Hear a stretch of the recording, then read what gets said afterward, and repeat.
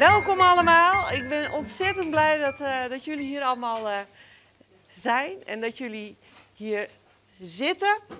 En dat jullie, dat jullie hebben aangemeld en de durf tonen om vanavond met een blinddoek voor te gaan eten.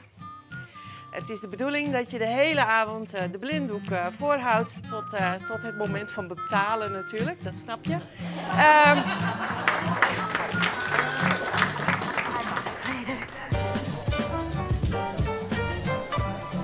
Kijk, het is een rode bieten carpaccio met geitenkaas en wat groene salade. Oké, Ja?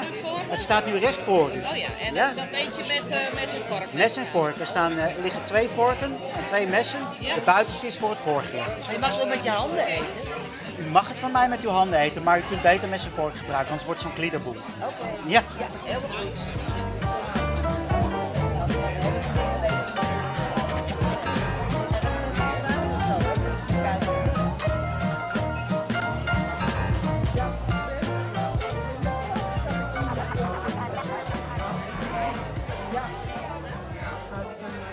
Een echte blinde is zo geboren en ik word er nu zo voor geplaatst.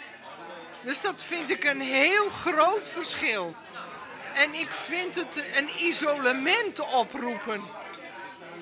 Ik verkeer in een isolement.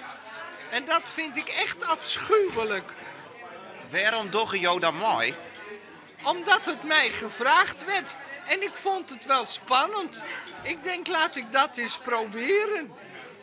Als ik niet meedoe, dan weet ik het ook nooit niet.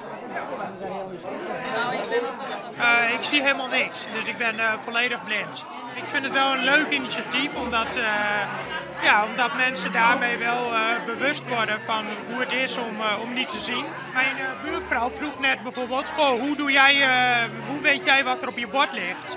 Ja, dan ga ik nadenken, hoe weet ik dat inderdaad eigenlijk? En dan ga ik erover nadenken en denk ik voel altijd dan eerst waar mijn servetje ligt.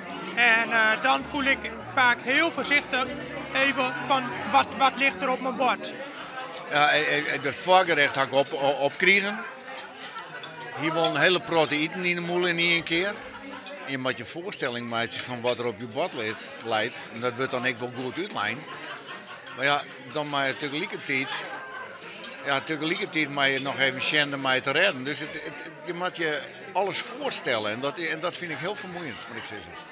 Maar ik vind het wel heel bijzonder. En hebben jou stiekem ook even spiekt? Ja. Ja, ik moest weten waar mijn glas wijn stond. Anders dan gooi ik het om.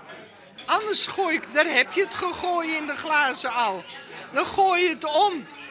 En dan zit je met alle nattigheid van dien. Maar jou kan spieken, maar dat kan een blinde net. Nee, daarom. Ik vind het een isolement waar je in verkeert.